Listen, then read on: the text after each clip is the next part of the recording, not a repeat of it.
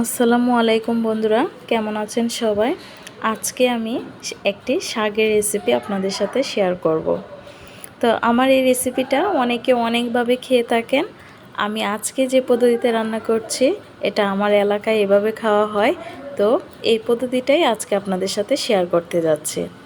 তো এখানে আমি অল্প মিষ্টি কুমড়ার শাক কুটে নিয়েছি। এই শাকটা রান্না করার জন্য আমি নিয়েছি কিছু বিচিওয়ালা শিম। এই শিমগুলো আমি এভাবে টুকরো টুকরো করে কেটে পরিষ্কার করে ধুয়ে তুলে নিয়েছি।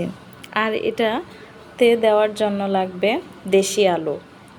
দেখতে পাচ্ছেন দেশি আলুটা আমি গোল গোল চাক চাক করে কেটে নিয়েছি।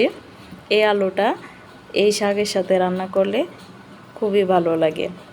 তো এই পদ্ধতিতে রান্না করার জন্য আমি এই সবগুলো উপকরণ ধুয়ে সিদ্ধ করে নিব।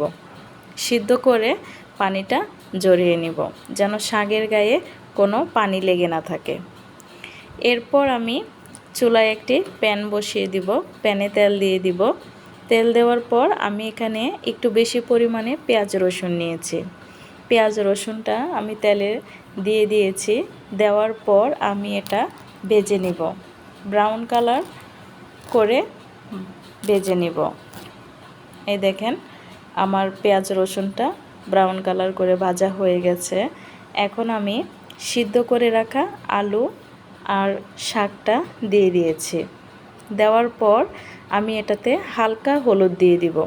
হলুদ দিয়ে এই উপকরণগুলো ভেজে নিব। এখন দিয়ে দিব শিম। শিমটাও আমি আগে থেকে সিদ্ধ করে রেখেছি।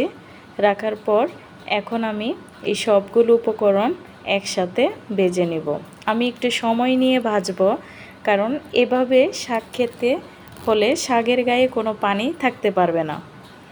যদি পানি থাকে তাহলে শাকটা খেতে ভালো লাগবে না।